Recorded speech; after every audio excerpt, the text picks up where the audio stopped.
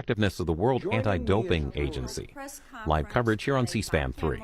Bipartisan group of colleagues demanding answers as to why the World Anti-Doping Agency betrayed its mission and allowed 23 Chinese swimmers to get away with doping.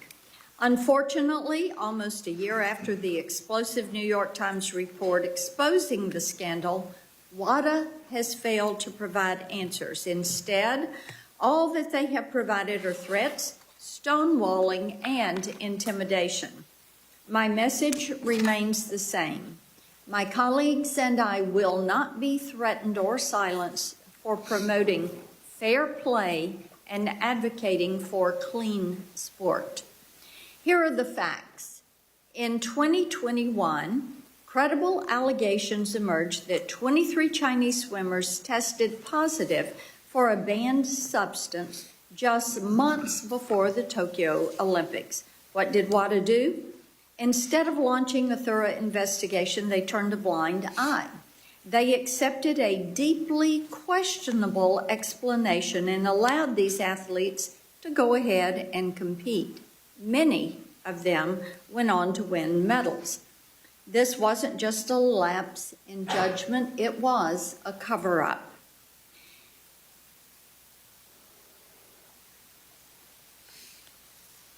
Just as disturbing is WADA's effort to use our own Olympic bids as leverage. In response to legitimate U.S. Senate concerns, WADA and the IOC threatened our country's bid to host the 2034 Winter Olympics in Salt Lake City.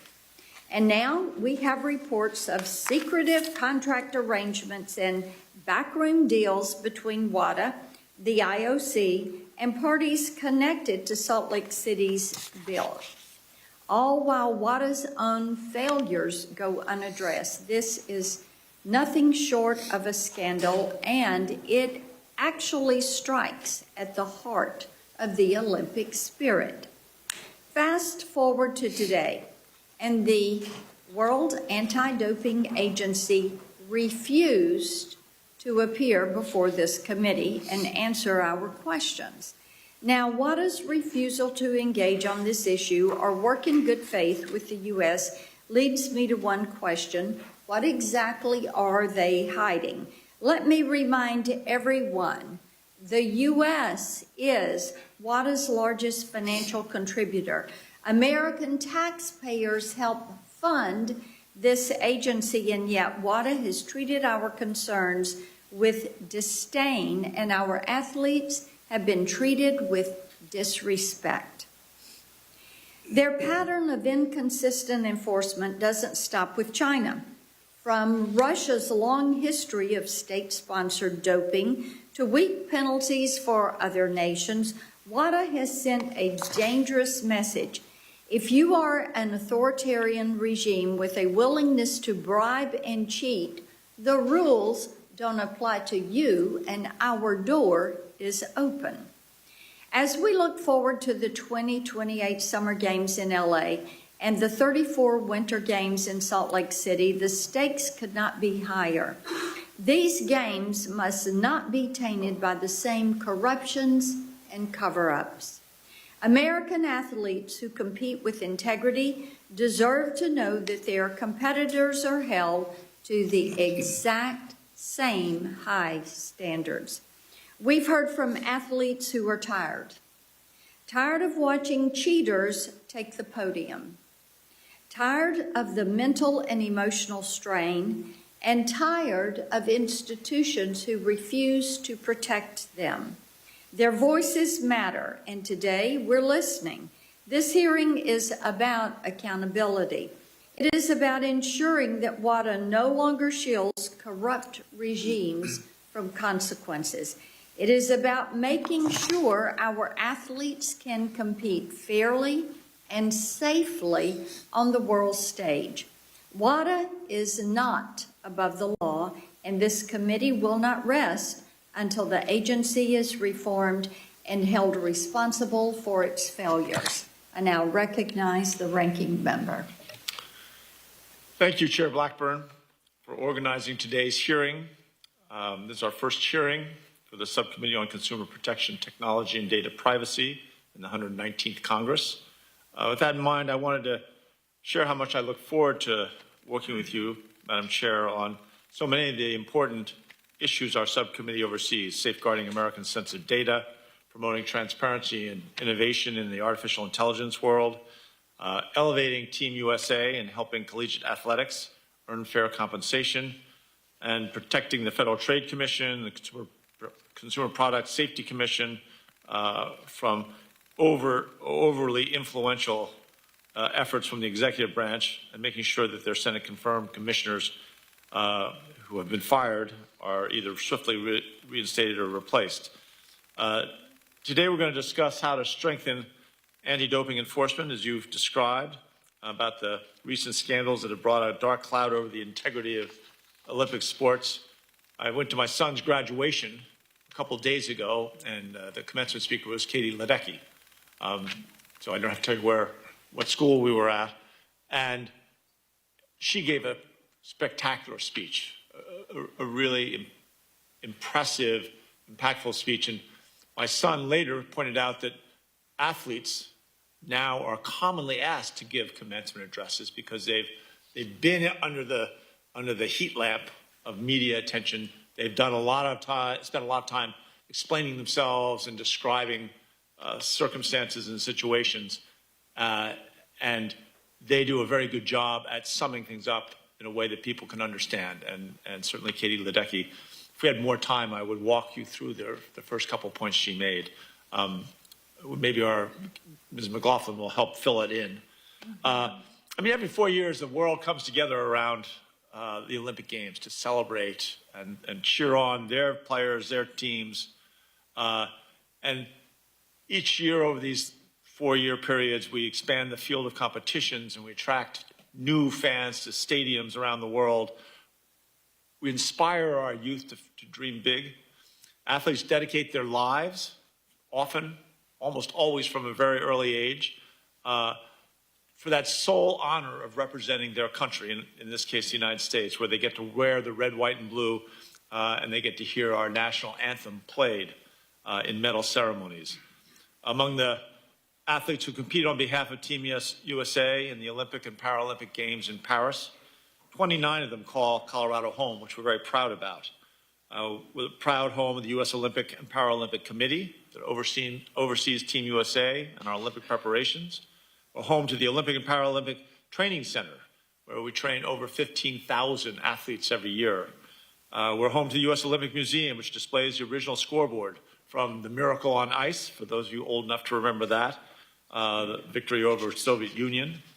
We're home to the U.S. Center for Safe Sport, investigating the instances of substance abuse against athletes. We're home to many of the governing bodies, the NGBs for Olympic sports, and home to the U.S. Anti-Doping Agency, USADA, which enforces doping rules for our athletes.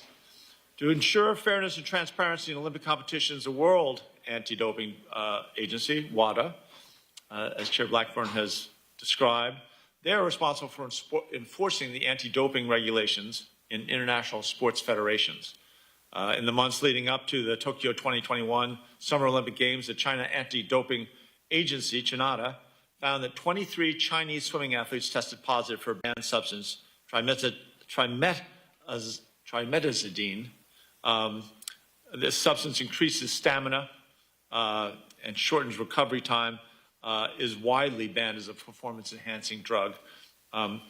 What actions did World Anti-Doping Agency take following the test? They refused to investigate how China's swimmers consumed the banned substance. They failed to disclose the testing results to the public until after the New York Times broke the news in spring of 2024. During the Tokyo Olympics, these same swimmers who tested positive won several medals, including 3 medals, and ironically defeated Katie Ledecky, one of the few times she's lost in a final. Since the fallout, the world has, I think it's fair to say, lost faith in WADA. In response to the doping scandal, the United States took decisive action. withheld its $3.6 million contribution to WADA. First time a nation's ever taken this action, withholding funds. The United States withheld funding to WADA because their past conduct now raises important questions about the future of Olympic sports. In the next few years, the United States is hosting the FIFA World Cup next summer in 2026, the Summer Olympics in Los Angeles in 2028, the Winter Olympics in Salt Lake City in 2034, and countless world championships across several sports. So how can athletes across Team USA and around the world have confidence that they stand on a level playing field with their competitors? The Olympic torch has burned for 129 years to represent unity, to shine a light on athletic achievement and excellence, to bring the world together during times of peace, but times of tension. We should not let WADA's misconduct tarnish the next Olympic Games or rob another member of Team USA from their rightful place on a podium. Fairness and transparency is what Team USA and literally every international team deserves and what this committee continues to demand. That is why, on a bipartisan basis, last year we joined Senators Cantwell, Cruz, Blackburn, and Blumenthal to send one strong message to the World Anti-Doping Agency. Essentially, we said enough is enough. WADA must increase transparency in its investigations and regain the athletic community's trust. We must shine a light on past misconduct, both in WADA and what they examine, and ensure that U.S. athletes, from Katie Ledecky to Katie McLaughlin, who is with us today, that they are never undercut again. I'm pleased that in addition to Ms. McLaughlin, who proudly represented Team USA in swimming, we're joined by an expert witness panel of individuals who enforce anti-doping rules in the U.S., who have represented the U.S. in international anti-doping deliberations, and are leading voices in sport law. Just as the United States remains at the forefront of all-time Olympic medals, 2,761, although I don't need to brag too loudly about it, we also need to lead the world in transparency and accountability. Thank you all for coming here, for your testimony, taking time out of your busy lives. It means a great deal. I yield back to the chair. And I recognize Chairman Cruz for his opening. Thank you, Madam Chair, and thank you for convening this hearing today. Sports are more than just a game. They're a critical part of our culture that teaches valuable life lessons such as teamwork, discipline, communication, respect, and perseverance. Sports are also a cultural unifier that brings Americans together to cheer on Team USA at the Olympics. The Olympics provide some of the most iconic moments in sports history. Who can forget the legendary 1980 Miracle on Ice, when Team USA hockey brought home the gold and triumphed over the Soviet Union? It's one reason why Team USA athletes are often considered cultural heroes who inspire the next generation. But our athletes didn't just wake up one day being able to compete at an elite level. They earned it from blood, sweat, and tears, literally produced from countless years of training and sacrifice to pursue their dreams of earning that coveted title, Olympian. To pursue that dream with confidence, sports requires a culture of integrity built on fair competition and following the rules of play. When an athlete cheats, it undermines the value and existence of sports. Cheating can take many forms, including the use of performance-enhancing drugs known as doping that give an athlete an unfair advantage over their opponents. Doping should have no place in sports. And I would say I am glad doping is not a major problem in the United States Senate. Else we might have senators with unusually enlarged tongues and an ability to be loquacious at a level that was truly painful.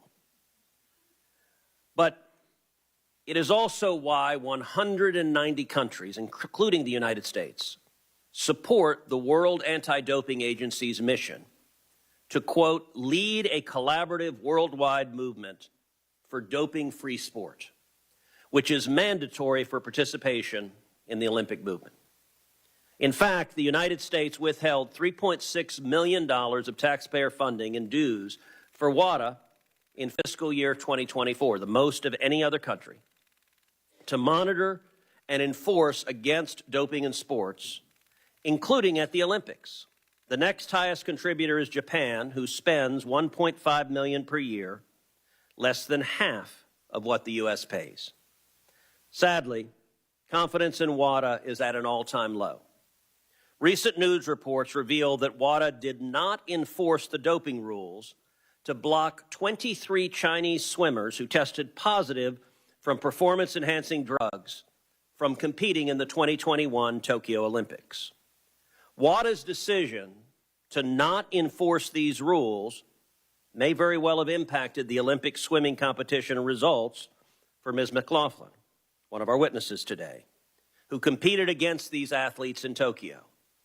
This not only harms Team USA, but it undermines the integrity of the doping-free sports mission that WADA claims to uphold. In advance of the 2024 Paris Games, Senator Cantwell and I jointly sent a letter to WADA asking for documents regarding the 2021 doping scandal. We also called for action to guarantee fair competition for Team USA at the upcoming Paris Olympics. WADA not only refused to provide answers to this inquiry and other government inquiries, but allowed the same Chinese athletes to compete again in the 2024 Paris Olympic Games without any consequence. Shortly thereafter, the International Olympic Committee announced that Salt Lake City, Utah, would be the host city for the 2034 Winter Olympic Games. News reports indicated that the IOC, likely in cooperation with WADA, took an unprecedented move to demand that Utah officials sign a contract to recognize, quote, the supreme authority of the WADA in order to host the Olympic Games in Salt Lake City. It is shocking that WADA, whom we rely upon to ensure fair competition, not only refuses to be transparent and accountable, but appears to have made unfair demands of a United States city to stymie legitimate federal investigations into its role in the swimmer doping scandal. Last year, I explicitly called for withholding U.S. taxpayer dollars from WADA until it returns to its mission and is transparent about its handling of the swimmer doping scandal. I intend to continue this call. I look forward to hearing from our witnesses on what else we can do to ensure WADA is held accountable and that our American athletes are fully protected. Thank you. Ranking Member Cantwell. Thank you. Recognized. Thank you, Chair Blackburn, and thank you and Chairman Cruz for holding this important hearing. I want to thank our witnesses for being here. Congress has a critical role to play to ensure that America's athletes are provided every opportunity to succeed. This means committing to a level playing field across all aspects of sports, from equal pay to anti-doping. In 2022, we passed the Equal Pay for Team USA Act that I led with Senator Capito, which codified equal pay and treatment at the highest level of competition. This means ensuring our athletes are free of abuse, mistreatment, by supporting the U.S. Center for Safe Sport and pushing for necessary reforms to ensure the center is living up to its potential. U.S. athletes continue to face another hurdle with the immense amount of work that goes on into competing at an elite level. We owe it to them to ensure that it's a fair competition. I, too, am concerned that the lack of transparency with the World Anti-Doping Agency demonstrated with the cover-up of the positive test by Chinese swimmers ahead of the Tokyo Summer Olympics in 2021 and the lack of accountability of what has taken since. We should not have to wait for an investigation reporting to uncover positive tests from elite athletes.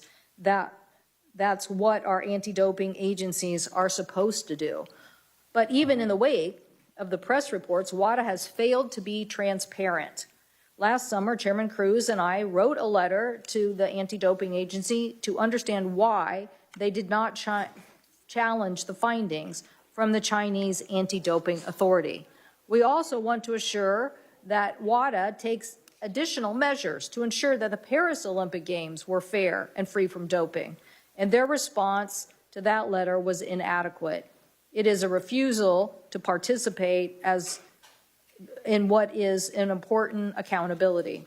I am sure that today that we will hear from witnesses about this issue. I am sure Katie McLaughlin, who has competed and exceeded at the highest level of swimming, can speak to how much effort it takes to stay in compliance with anti-doping rules. I'm glad to see that we have Diane Kohler here today, whom I appointed to serve as the co-chair of the Commission on the U.S. Olympic and Paralympics, which was established by Congress in 2020. The Commission, in its 2024 report, found that the United States Anti-Doping Agency is the model of success in the Olympic movement, as over 3/4 of the athletes and coaches reported trusting them as an organization. This speaks to Mr. Teigart's success in leading that agency. So thank you to Professor Kohler and to the entire bipartisan commission for your work on this important subject. To ensure clean sports, USADA receives funding from the Office of National Drug Control Policy to invest in anti-doping research. It is because of this research that rigorous adherence to anti-doping rules that the U.S. is the leader in anti-doping. I am concerned that the Trump administration's severe cuts to scientific research and development could hinder this impressive work done by the U.S. in anti-doping research. I hope they'll reverse that. Cutting funding for sciences is the wrong message to the rest of the world and for us to maintain our U.S. leadership. I'm glad to see Dr. Gupta here. Thank you for being here, who served in the Biden administration and can speak to the importance of scientific development to ensure U.S. leadership in anti-doping. We have a responsibility to ensure our athletes are able to compete in the fullest extent of their abilities at the highest level. To do that, the competition must be fair.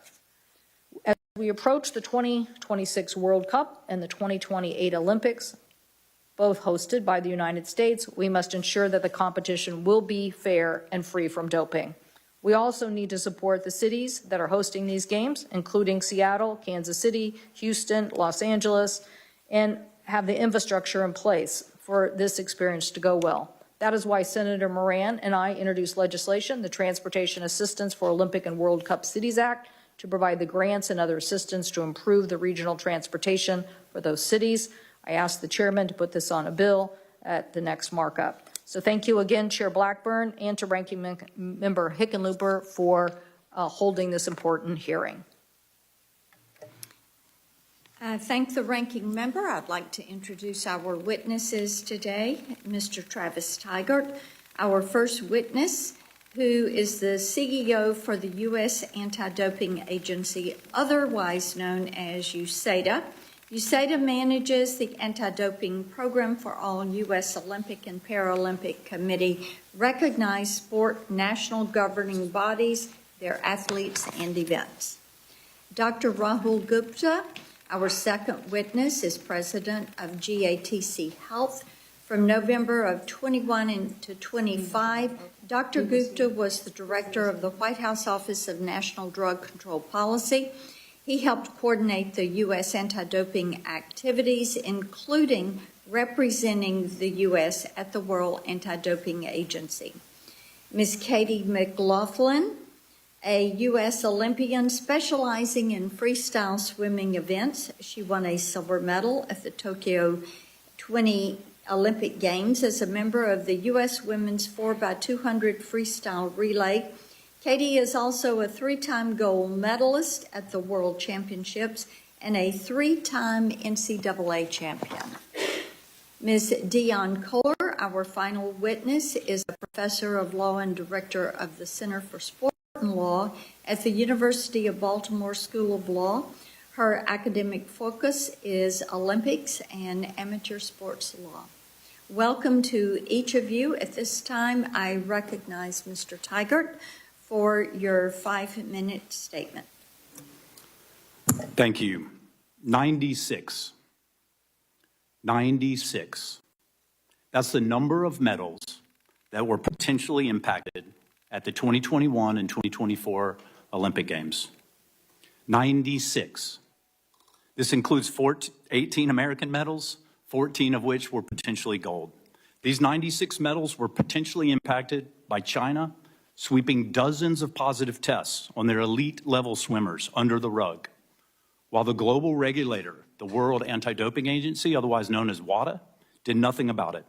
Madam Chairwoman, members of the committee, thank you for the opportunity to be here, discuss how we can protect the rights of American athletes and fairness in all Olympic and Paralympic competition. Unfortunately, we find ourselves once again at a crossroads for the soul of sport. Fairness and integrity are yet again under attack by the failures of the global anti-doping system.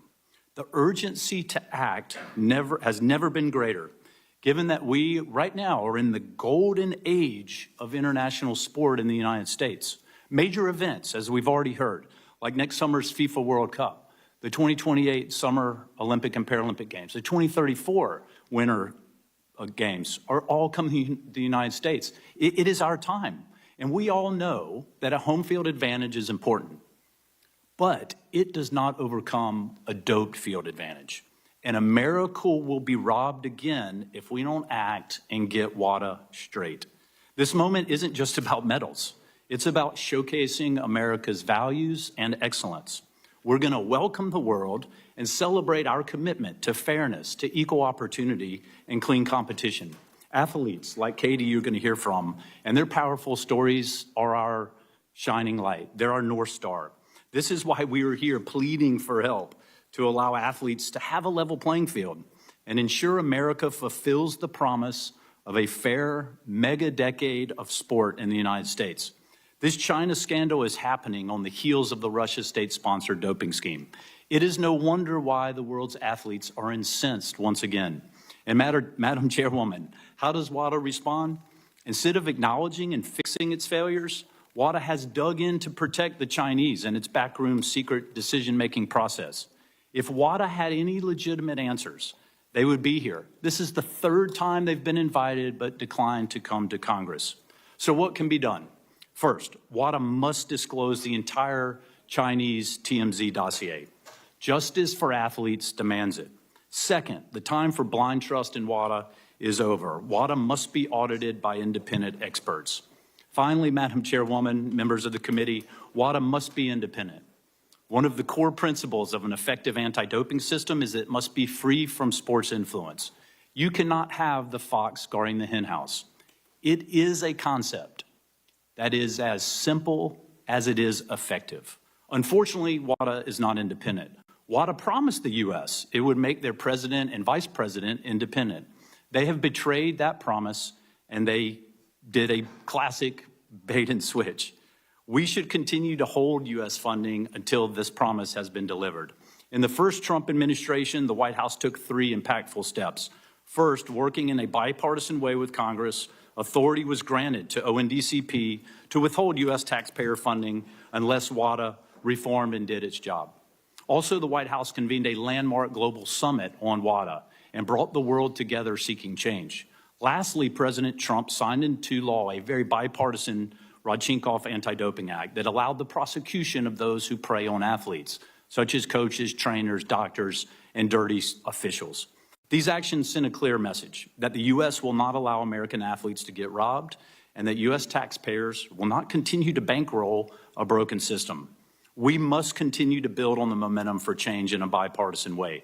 We should work with our domestic partners, such as the United States Olympic and Paralympic Committee, domestic sponsors, including Comcast, Coca-Cola, Procter & Gamble, Visa, and others.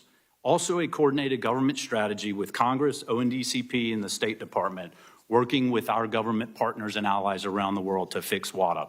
As the host of the upcoming games, the IOC and international sport are going to be expecting a lot from us. Congress and the White House should ensure the investment we are making into hosting these events is properly insured to protect the right of American athletes to win the right way on our home soil. We don't want to fund a fraudulent games. Let me be very clear. We need a strong WADA. We support the mission, but we need a WADA that is truly independent, a global regulator, not a lapdog to interests other than anything besides clean athletes and fairness in sport.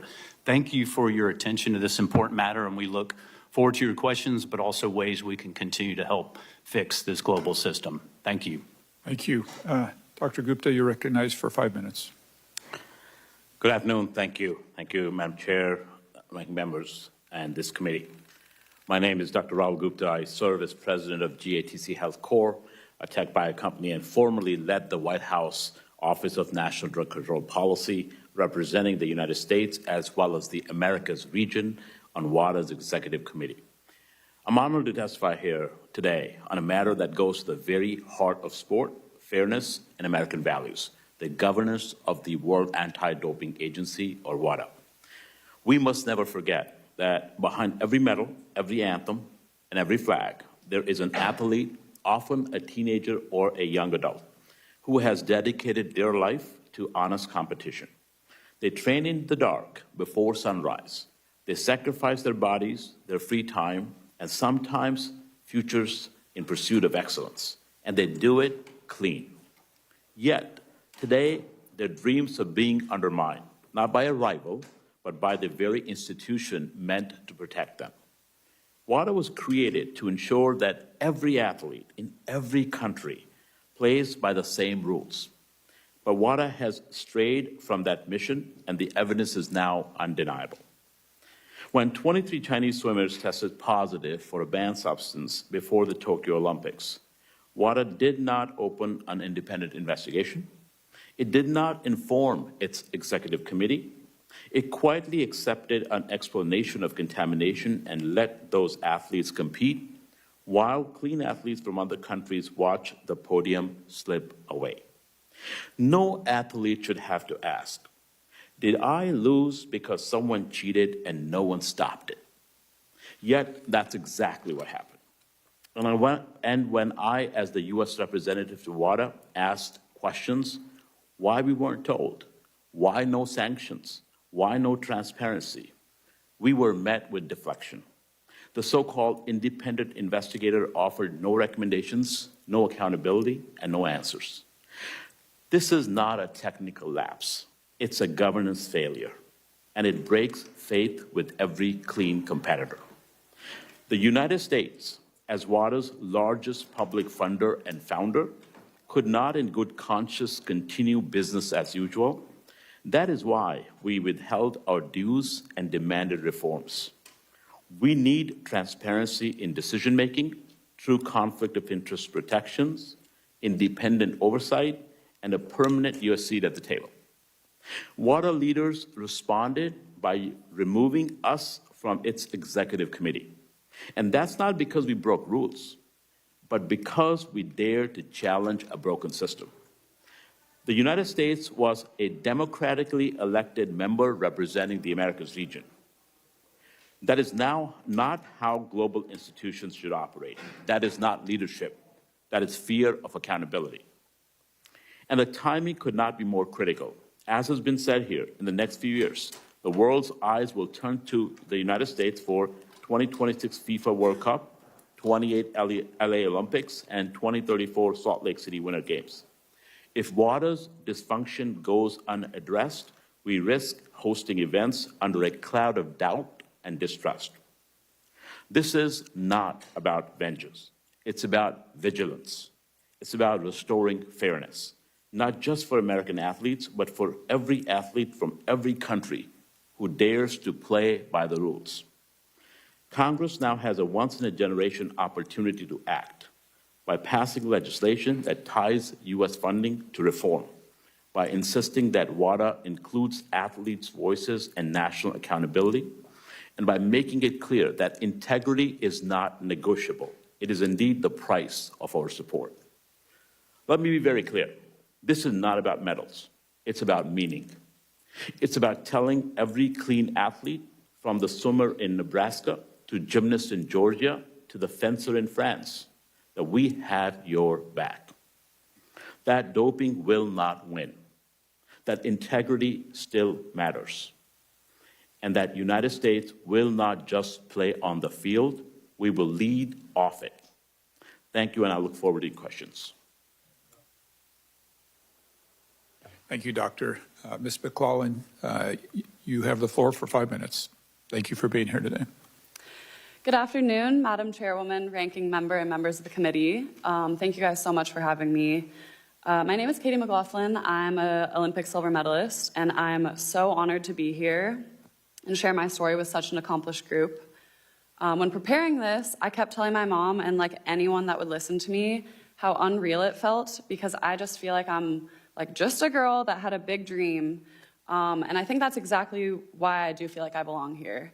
I'm just a girl who dreamed of swimming for Team USA, and now it matters so deeply to me that the next version of me and the next generation who has a dream of doing the same gets to compete on a level playing field. Like many swimmers, I grew up glued to the Olympics on TV. In 2008, I was like 11 years old, and I remember watching Natalie Coughlin, Michael Phelps, and all those Team USA relays just dominate, and I felt this overwhelming pride to be an American, and I knew I would do anything to be in their shoes one day. No matter how much time or work or sacrifice it would take to get there, I was gonna do it. And as one could imagine, being an elite athlete or Olympian takes a ton of hard work and sacrifice. We show up to the pool 10 times a week, 11 and a half months out of the year, and hope at the end of it all, we're tenths or hundredths of a second better than we were the year prior. We spend that much time training, looking for an edge or just something to set ourselves apart. And again, as a clean athlete, that was the only way and the only option to lead me to achieve my dreams. And it did.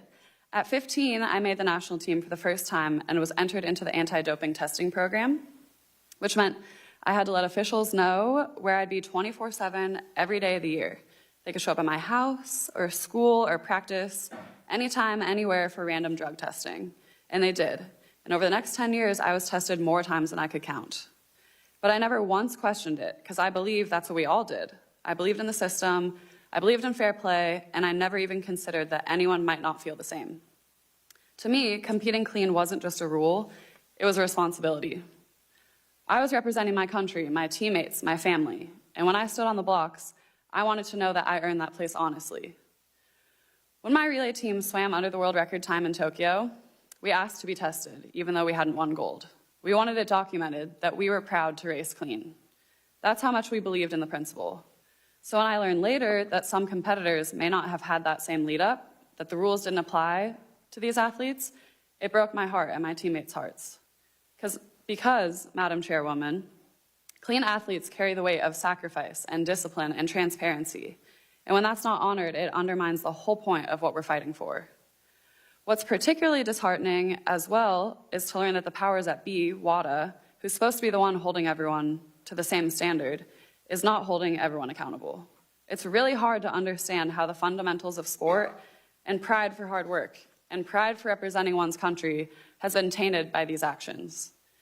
In 2016, I was hoping to make my first Olympic team, and 5 months before our trials, I fractured a vertebrae in my neck. And I tried to come back in time, and I didn't make the team. And it was devastating, but it lit a fire in me, and I knew I'd be back. And I was. In 2021, I finally made the Olympic team and won a silver medal in the 4x200 relay, and it was an absolute dream. My teammates and I left everything in the pool. We believed in doing it the right way, and we were so proud of our hard work that earned that medal for the USA. In 2016, that personal heartbreak was out of my control, a complete accident that inspired me to be back. But in 2021, when learning about the scandal about the Chinese swimmers and how that could have been prevented had the correct rules been applied, that one had a different sting. And at the end of the day, we can only control ourselves, and that has given me peace as I've stepped away from the sport, knowing I gave it everything, and that my family, coaches, and supporters sacrificed so much to help me chase my dreams. But what about the next young athlete who steps up on the blocks and doesn't have a shot at fairness? Young athletes get one chance to achieve their dream, and they can't on an uneven playing field. And that's what drives me to speak up today. I don't want to stay quiet knowing another young girl like me is out there working just as hard, and she might not get a fair shot. Madam Chairwoman, we Olympians are individuals with individual stories, but what unites us is that we fight for honest, clean, and fair competition. At the end of the day, it's about the people, it's about the pride, sacrifice, and integrity, and it should never have to be a question about whether the playing field is level. I care about the future of my sport and that everyone dreaming of being in my shoes gets a fair shot at achieving their dreams. Thank you all for listening, and thank you for your leadership and help protecting the future of sport. Ms. Kohler, you're recognized for 5 minutes. Thank you. Good afternoon. My name is Dionne Kohler, and I'm a professor of law and the director of the Center for Sport and the Law at the University of Baltimore. I've published several articles on the United States' efforts to fight doping in sport, and I also co-chaired the Bipartisan Commission on the State of U.S. Olympics and Paralympics, which provided its final report to Congress last year. I appreciate the opportunity to testify today, and I commend this committee for taking up the issue of how the United States should respond to WADA's continued failure to fully meet its mission. Members of the committee, WADA has suggested that the U.S. is hypocritical and behaving politically.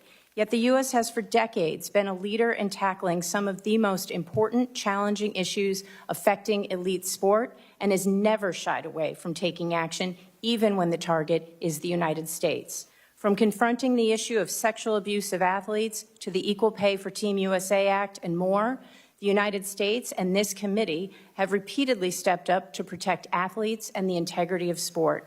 The U.S. has for decades also shown the same resolve concerning doping in sport.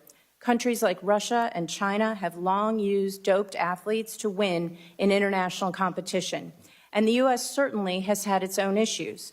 Before USADA was formed, our drug testing program was administered by the entities charged with selecting athletes for international competition.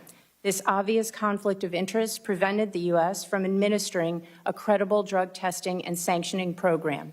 In the late 1990s, however, the U.S. government took strong steps to ensure that rather than ever being perceived as cheaters, we would be leaders in the fight against doping in sport. We led international efforts to establish WADA and implement the World Anti-Doping Code, and in 2008, we adopted the International Convention Against Doping in Sport. It is useful to review the principles underlying the convention, which include the belief that doping has serious consequences for athlete health, the principle of fair play, and the future of sport, the obligation that the international community cooperate toward the elimination of doping in sport, that public authorities and sport organizations have responsibilities to prevent and combat doping in sport, and that these authorities and organizations must ensure the highest degree of independence and transparency. The United States has more than lived up to these obligations. Congress designated USADA as the official anti-doping agency for the U.S. and provided the majority of USADA's funding. This has been taxpayer money that is well spent. In my role as co-chair of the Commission on the State of U.S. Olympics and Paralympics, I saw firsthand how USADA has performed. Although our commission was not charged by Congress to review USADA's operations, our research, surveys, and interviews repeatedly turned up evidence that USADA is a trusted, respected organization that is fulfilling its mission. USADA operates the way a national anti-doping organization should, and indeed the way any domestic or international sporting organization should. Unfortunately, I cannot today say the same about WADA. The way WADA handled the Russian and Chinese doping cases and others have made clear that it is not enough to hope that individual WADA leaders do the right thing.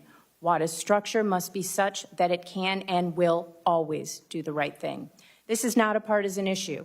Under both the previous Trump and Biden administrations, we have taken steps to ensure that WADA fulfills its promise. Yet despite years of U.S. efforts to work with WADA to achieve the necessary reforms, WADA still has not fully implemented the changes necessary to ensure that the principles reflected in the Convention Against Doping in Sport are consistently upheld and not disregarded when politically expedient.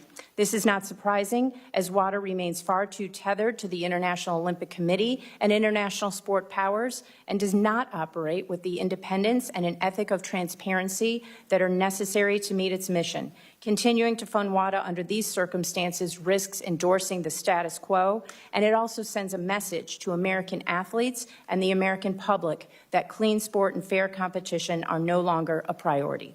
In conclusion, in 2008, I wrote a law journal article that questioned whether the fight for clean sport could survive in the long term. I stated that the fight against doping may not continue with as much force as in the early years of WADA if the international community does not follow through and, quote, suspicions of athlete doping from countries such as China and Russia persist. Members of the committee, we are at that point. If the commitment to clean, fair sport is to endure, the United States must take a lead role to ensure that WADA fulfills its mission. Thank you for the opportunity to contribute to this important discussion, and I welcome your questions. We thank all of our witnesses for their testimonies and each of you for your commitment to this cause. I do have a short video. There are other athletes in the video that wanted to be present with us today and are unable to do so. So if the clerk will play the video.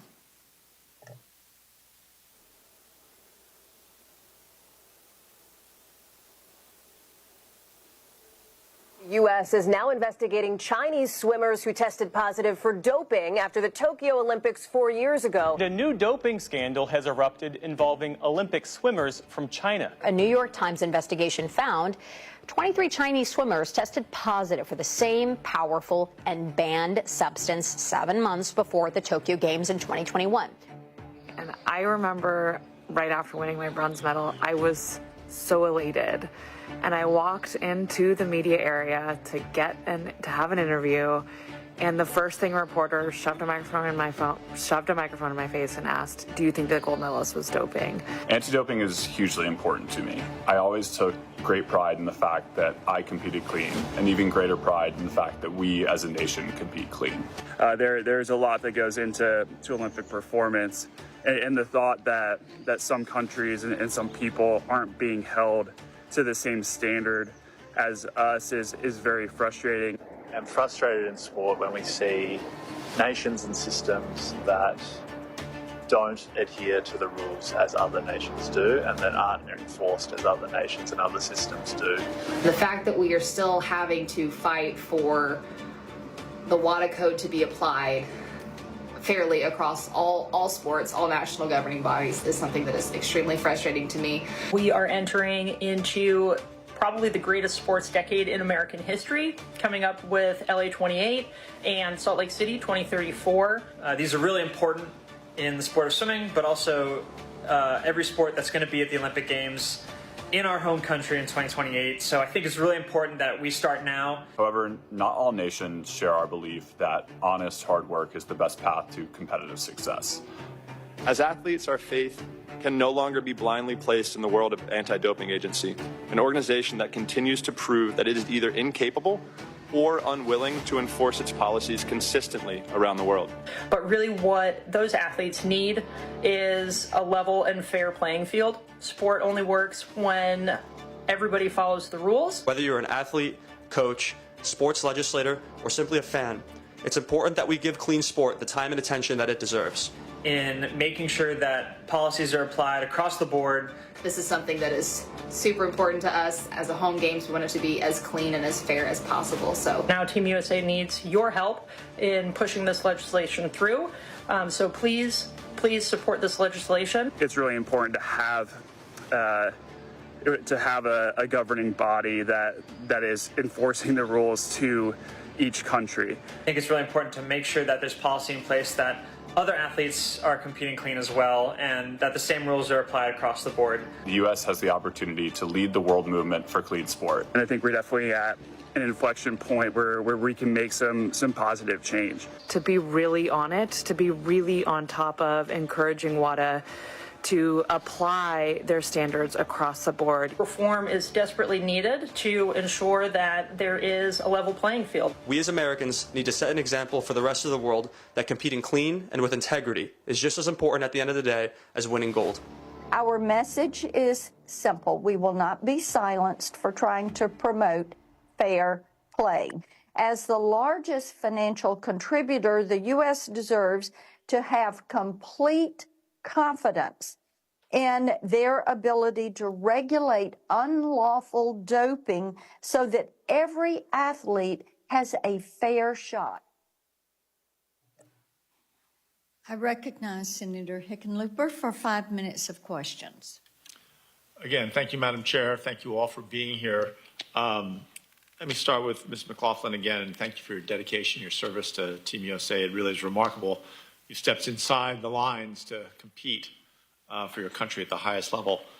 Given all that we've heard, can we rebuild the confidence in having a level playing field? I think that There's definitely hope amongst us athletes that we can. It's super important to us all when we're dedicating so much of our time and our lives, and people in our lives are sacrificing for us as well, that there is potential for us too. And I think that by doing things like this and putting trust in you guys and USADA and everything, I think we're making the right steps. So.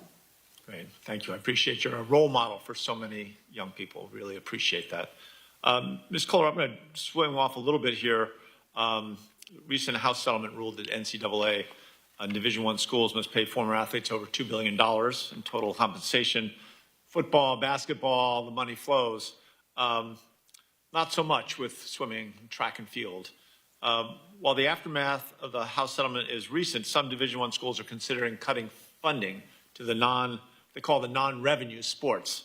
In the aftermath of the House settlement, what options do universities have, in your opinion, to across all levels of the NCAA to grow non-revenue sports? Well, I think there are lots of options, Senator, and thank you for that question. I think the House settlement does not need to be the death knell for Olympic and Paralympic movement sports at our colleges and universities. I think there's much more to say about this. Every school is in a different position. We know that there are different levels of athletic programs, but I think the solutions are there, and I think the idea that we have to cut Olympic and Paralympic movement programs is wrong. I think there's a lot that can be done, and I'd be very happy to follow up with you in the questions for the record to provide you with a lot of specific ideas that have been out there. Great, we'll pursue that. And Ms. McLaughlin, again, you obviously have a vested interest in this, and you've lived it firsthand. How important is it, in your opinion, to maintaining all the Olympic sports and making sure that swimming and diving, how important is that to the future competitiveness of Team USA? Yeah, totally. I loved my time swimming in the NCAA. It was some of my most fond memories as an athlete, and I think it gives so many young swimmers and athletes something to dream of and look forward to. And yeah, I think it was an amazing experience. So thank you. Good. I'm glad to hear that. Ms. Ledecky, when she spoke on Sunday, I think she estimated she swum 26,000 miles and looked at every mile as an investment in who she was to become. And I'm sure that all of you had that same kind of commitment and that investment in yourselves, which is truly powerful for the next generation. Mr. Tigert, thank you for your work with leading the U.S. Anti-Doping Agency. Is it clear that the World Anti-Doping Agency, that WADA, has lost the confidence of many athletes? I think we know what that is, but what reforms or actions do you think WADA needs to take to rebuild trust within sporting federations and athletes before the 2028 Olympics? Thank you, Senator, for the question. Listen, we hear from athletes every day, and you heard from the video, not just based here in the United States, who are frustrated, who are upset, who realize the global regulator doesn't actually have their back, in fact. And so I think the confidence has been undermined, and it's coming on the heels of the Russia state-sponsored doping. If you see in my long testimony about the weightlifting, it was biathlon before that, it was track and field before that. Here we go again, and we have to get this cleaned up to be effective going forward. And transparency, obviously transparency and accountability. I think the silver bullet on reform, to answer the second question, is independence. And I think with independence then flows transparency, accountability, effective use of resources, engaging in dialogue to how to better themselves, and then ultimately trust, which is the most important aspect for a system that is supposed to give confidence to athletes doing it the right way is the only way to win. Right. And Dr. Gupta, how do you think we can build the international collaborative efforts to get back to this goal of trust? Thank you for that question, Senator. I think it's going to be important that the United States works with other countries like-minded. We have worked within the Americas, 41 nations, where we were elected for the second time just this past April. I think we have to continue to do that with European partners, allies in New Zealand, in Australia, in Japan, and others, to make sure that, again, the transparency, accountability is first foremost in order to build that trust into WADA. Great. Thank you very much. I yield back to the chair. We thank you and know you have to rush off. I appreciate so it. go make that speech well. We're depending on him. Ms. McLaughlin, I want to come to you first. Talk to me a minute about how it made you feel when you read the New York Times expose and you felt like it was confirmed to you that you had been beat because somebody was a cheater. And here you were putting your heart and soul into your training, and you get to that moment to get that medal, and it's not there because somebody cheated you out of it. Yeah, thank you for your question. It was devastating, honestly. I remember getting the call from USADA letting me know that the New York Times article was going to break, and I was just so taken aback and heartbroken. And I think I spent a lot of my career trusting in the powers that be, and it was really sad to find out that that's not someone who could be trusted, meaning WADA. I think a lot of my teammates and I were just pretty let down. And I think, at the end of the day, all I can control was myself and my own race, and my teammates could only control their part of the race. So that's something to kind of hold on to, but I think just pretty devastating, heartbreaking all around. But thank you. Yes.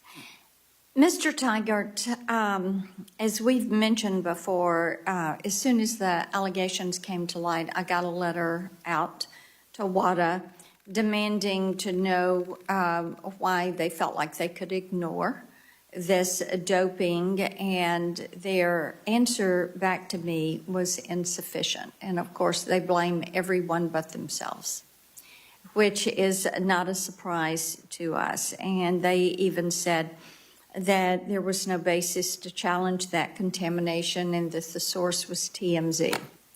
And so there you go. We find out, of course, that they have lied about this, and I know you've reviewed their response. I want you to just talk for a minute about why it is completely implausible that the Chinese swimmers were unwittingly contaminated. Thank you for the question, Senator Blackburn, and for your efforts, including the introduction of the Restore Confidence WADA Act that's before this subcommittee. Listen, I think we have attempted to get answers just as you all have to what really happened. We have seen what they've produced, which is very little. They appointed a very limited review of their own actions. And you don't have to take it from me. You can take it from what he determined. And he determined that they did not prove contamination and that it was just as plausible to be intentional use. You then couple that with the fact that WADA did no investigation, just blindly accepted the factual scenario that was provided by the Chinese. And in fact, months before these positive tests showed up on their desk, they had interviewed a defector, a whistleblower from China, who had indicated to them that TMZ was being given in a systemic fashion to athletes, but yet WADA leaders never brought in their independent investigative unit. They have a 16-person, very experienced investigative unit. They were not involved at all with investigating the facts of this case. TMZ is a prescription medication in some countries. It does not just show up in the kitchen. It's unbelievable to think that, Tinkerbell showed up and sprinkled it within the kitchen. The Chinese didn't find anyone using it. They didn't find it in the food. And the amount of food, the amount of contaminated drink you would have to actually eat or consume to get these levels was a few micrograms. I think we did the analysis based on the information that's out there. It's like 11 pounds of food and over, I think, 7 gallons of liquid in order to get the levels. And to think that Chinese athletes at the top of their game are going to do that type of diet the day before an event or the day after one event before the next day's race is just absolutely ludicrous. And it's why we've asked for the questions. Why hasn't this followed the process and the protocols that are in place? Let me ask you this, kind of following on to that. Why do you think that WADA thought they could intimidate the U.S. and the U.S. Olympic Committee and the Salt Lake City officials, and why was there a capitulation there? Listen, I think it's what happened in Paris, I think you're referring to. I think it's Exhibit A of the value and the importance of independence in anti-doping enforcement. You have the perception that the IOC leveraged the giving of the Olympic Games in exchange for us bowing down, as Senator Cruz mentioned, to the supreme authority of WADA. Those shouldn't be commingled whatsoever. Now, we've been assured from the United States Olympic and Paralympic Committee that it's meaningless. There was no quid pro quo in their mind, and we must give credit to the United States Olympic and Paralympic Committee because they did make the independent decision to create USADA. You've heard from some of the other witnesses about the effective model of independence. They took the courage back in late 1999, early 2000 to say we're gonna be involved to help fund, but we're not gonna be involved from a decision-making standpoint. We're gonna remove the fox from guarding the hen house here in the United States. And we think, and Professor Kohler testified to it, we think that's made all the difference in enforcement. And unfortunately, that's not what has happened and occurred with the IOC and with the World Anti-Doping Agency. All right, 5 minutes to the gentleman from Utah. Thank you, Madam Chair. Thank you to our witnesses. Mr. Tiger, as you know, Utah hosted the 2002 Winter Olympics. I think by everybody's standards, it was a tremendous success, both for the state and for the Olympics. Today, imagine our pride in hosting the 2034 Games.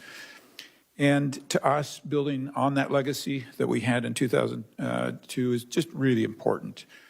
And to be honest, if you ask the average person on the street in Utah about WADA or USADA, they wouldn't know, right, what was going on.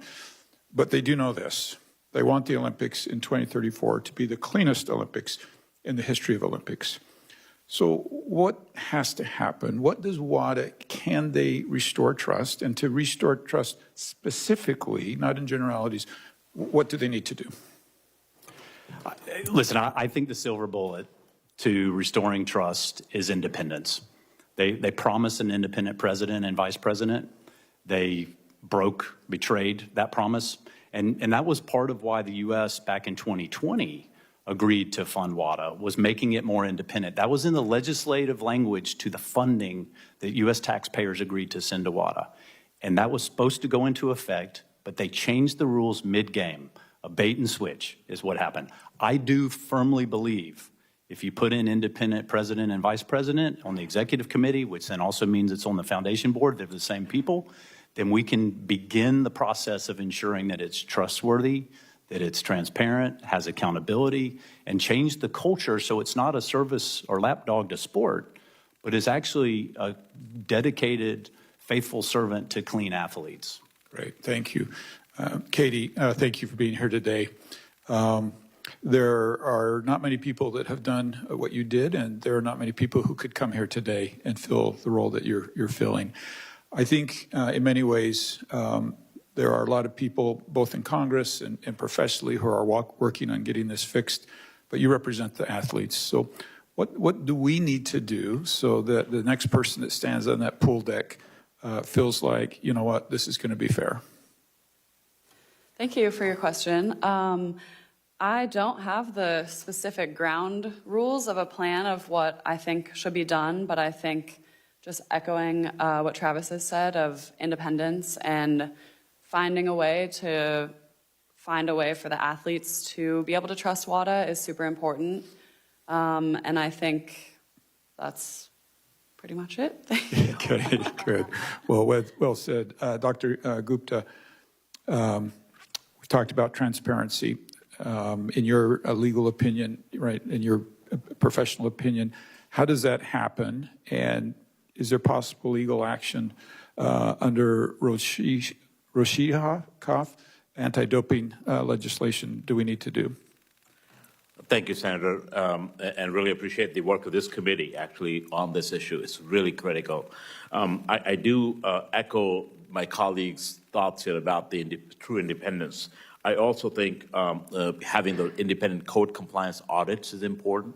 I think having make sure there's no conflicts of interest in the leadership of WADA is important. I think independent athletes representation is important. I think strengthening our oversight of it and having that representation, what I found is if we're not at the seat, we can impact change. And we're about the most independent, and you've heard Katie talk about what U.S. athletes do. And we want to make sure that everybody's doing it, first of all. But more importantly, we want to make sure that cheaters are not part of that system. And then, of course, engaging our corporate stakeholders and leveraging much more diplomatic channels. So I think all of those things, we cannot give up our authority under the Rodchenkov Act to go after the entourage of bad actors. And that's where the supreme authority language kind of doesn't work for the United States when these games are coming to U.S., and we are so proud of those as well. Let me ask this. Athletes are going to get more and more innovative at cheating. What resources do we need to bring to the table to deal with that?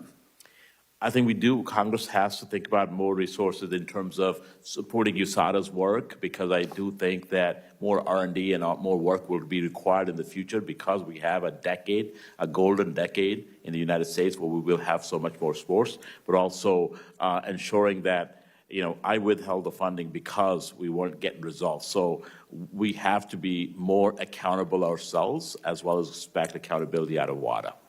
Good. Ms. Kohler, I have just a few seconds left. Would you like to weigh in on any of the questions that I asked? No, Senator, I think it's been well covered. Thank you. Yeah, thank you. Madam Chair, I yield. Thank you. I've got a couple of more questions. You all have been generous with your time, and we do appreciate it so much, because we do want to get this legislation across the line and get something on the books and be able to hold WADA to account. And we know WADA and their allies are going to fight this. As I said earlier, they've refused to come to the committee. They have refused to provide an explanation. I'm certain part of that is they don't want to be under oath and have to admit what is done. But Dr. Gupta, you've been somebody who made the decision to withhold those funds, and that was an impactful decision. And I want you to talk for the record for just a minute about why it is so important that Congress pass this legislation, give the ONDCP the permanent authority to oversee these funds, and then why it was important to withhold those funds. Thank you, Madam Chairwoman.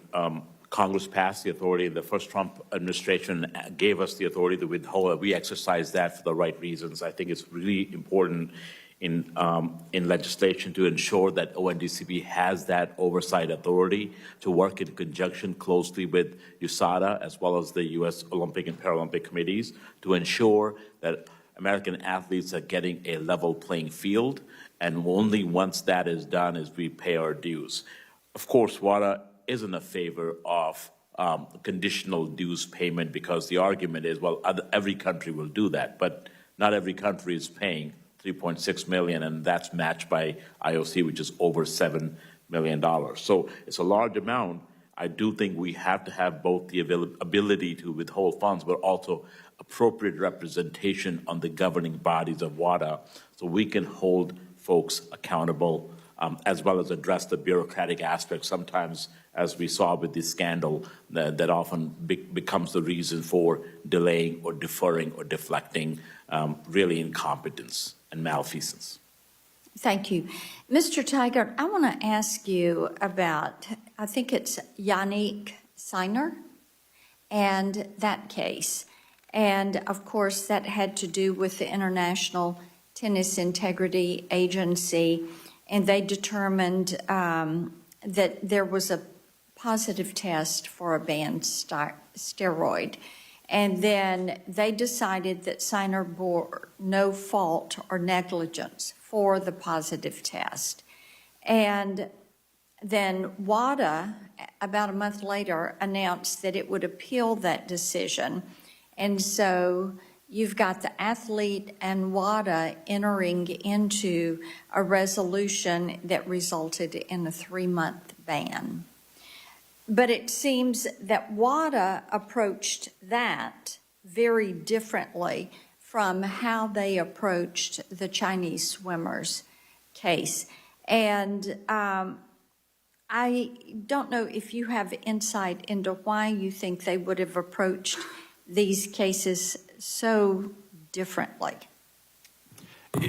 It's impossible based on what we've seen to give even speculation of why they were approached so differently. And what was so distressing and why you hear some of the world's top tennis players so outspoken about the unfairness now that they perceive in tennis was because how WADA treated this center case, where they appealed it, rattled the sabers that it should be a 1 to 2 year suspension, and then on the eve of the hearing cut a deal with a very rarely used provision, and in their explanation attempted to say there were 67 other cases where they treated it similarly.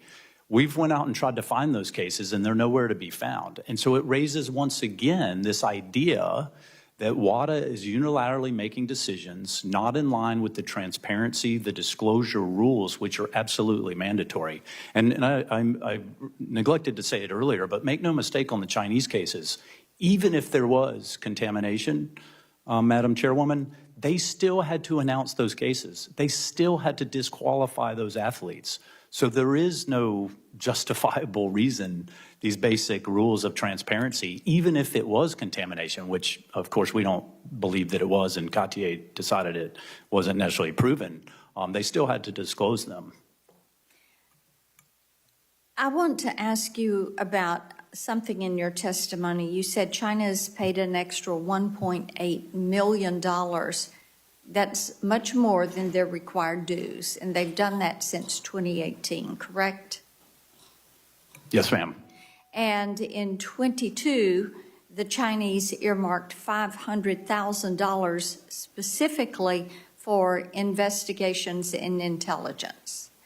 And WADA turned a blind eye to every bit of this and allowed the Chinese swimmers to go ahead and come in. So do you believe there was a quid pro quo? It's impossible to answer. However, what is clear is the perceived, at best case for WADA, the perceived conflict of, on the one hand, accepting, in addition to what you just mentioned, they have a private sponsorship with ATNA, the biggest Chinese, it's the Nike of China that also sponsors the Chinese swim team and the Chinese Olympic team. So they're getting extra gifts from China on the one hand, including the $500,000 you mentioned for specifically for investigation effort. And then on the other hand, they don't apply the rules, even if you believed it was contamination to China, and don't even investigate the facts that came across their desk. So at a minimum, the perception of that is what's destroying the credibility in this system. Well, indeed it has.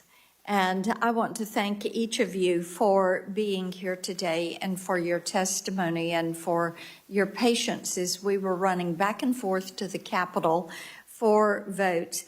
I will remind all of our senators on this committee that they have until the close of business on June 24th to submit their questions for the record. And then you, as our witnesses, will have until July 8th to respond to each of those. This concludes our hearing today. The committee stands adjourned.